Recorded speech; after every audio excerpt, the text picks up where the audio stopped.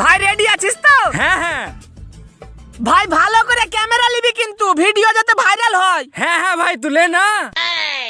আমি ঠিকঠাক আসছি তো? হ্যাঁ হ্যাঁ দাঁড়া আমি ঠিকঠাক আসছি কিনা একবার চেক করে নি।